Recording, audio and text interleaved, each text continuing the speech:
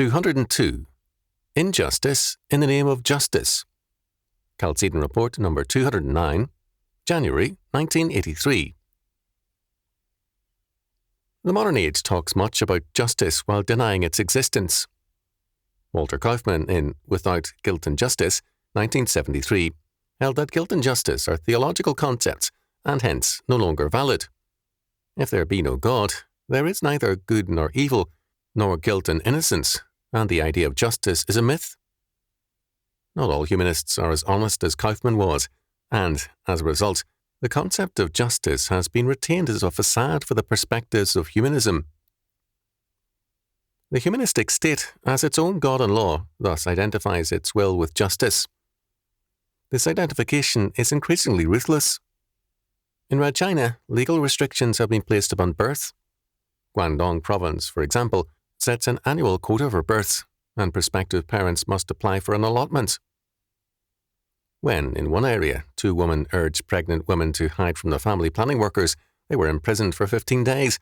All but 9 of the 325 women with unlicensed pregnancies were given forced abortions and fitted with IUDs. Forced abortions in this province numbered into the thousands. In this country, some schools supply children with contraceptives. Review of the News, November 3rd, 1982, page 76. A part-time English professor, Suzanne Clark of Bristol, Tennessee, has been sued for calling contemporary public education humanistic. Bristol Herald Courier, January 24th, 1982. Recently, some writers, besides calling Christians neo-fascists, have called for the limitation of civil liberties to Christians. It is obvious in reading and hearing some of these people that the only freedom of religion they will allow us is one confined to the area between our ears. Anyone who opposes the growing trend to control the churches and to destroy our freedom of religion is likely to be subjected to slander, hate mail, and even worse. The Reverend Jerry Falwell, whose stance is a mild and gracious one, is subjected to about 200 death threats monthly, and his ministry has been the target of vandalism. This should not surprise us. Scripture tells us that the ungodly have always raged and taken counsel together against the Lord, and therefore against his people. Psalm 2. What is distressing is that so many who call themselves Christians take part in this attack. In the past few weeks, 3, quote, Christian, end quote, periodicals have attacked and misrepresented a Christian leader of another country, whose main offence is that he is a Christian and not a Marxist. Such periodicals are equally hostile to Pastor Falwell. Does this mean that I agree with Falwell? For starters, he is a premillennial and Arminian, and I am postmillennial and Reformed. We are, however, in the same battle and the same army, whose commander is not I, but Jesus Christ. I prefer, as a general principle, to critique ideas, not men. I believe that, if a man spends much of his time shooting at his fellow soldiers, he is in the wrong army. Why do these churchmen do it? The answer takes us back to the question of justice. Justice and righteousness are one and the same word in the Bible. If we are dedicated and true antinomians, there is then for us no law of justice from God. Several articles of late in quotes Christian end quote periodicals have attacked the idea of a Christian society and state. The faith is something to be confined to a closet, and one person wrote me recently that praying should be confined to a closet also.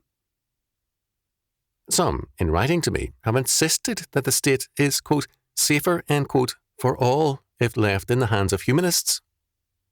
The humanists who, like Kaufmann, are logical, deny that justice can exist. All too many churchmen are ready to agree. The law and justice are done away with, and we are in an era of grace only. Or, the modernists would say, love only.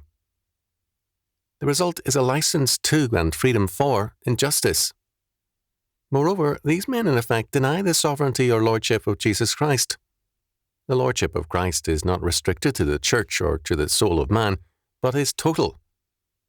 It extends to the whole universe, to church, state, school, every institution and calling, to the arts and sciences, and to all things else. God the Father, with Christ's resurrection and ascension, has made him sovereign over all creation and has put all things under his feet. Ephesians chapter 1, verses 19 to 23. It is civil religion to allow the state's claim to sovereignty to stand. It is a return to Caesar worship to give in to the age-old claim to license and accredit the church and to allow Caesar's claim to be Lord to stand. Moreover, the state cannot be the source of law nor of justice. Law is a theological concept. Justice has to do with ultimate right and wrong. If we see the sources of law and justice in anything other than the God of Scripture, we thereby confess another God, usually man or the state. The result, then, is injustice in the sight of God. When Paul says, "There is none righteous, no, not one," Romans chapter 3, verse 10, before God, the word righteous is in the Greek, dikaios, just before God. Because we are not righteous or just before God, Paul does not thereby abolish the justice of the law. Rather, God, through Christ, by his grace, makes us justified before his court, and then gives us a new heart to serve him in righteousness or justice and holiness. Paul concludes, "Do we then make void the law through faith? God forbid. Yea, we establish the law." Romans chapter 3, verse 31. Men now love the law, Psalm 119, because it is the law of their Lord and King, his way of life, and therefore our own in him. When men disregard God's law, they turn their back on justice.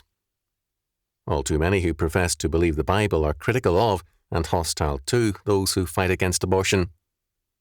The, quote, pro-life, end quote, movement is called by all such persons a, quote, social gospel, end quote, effort.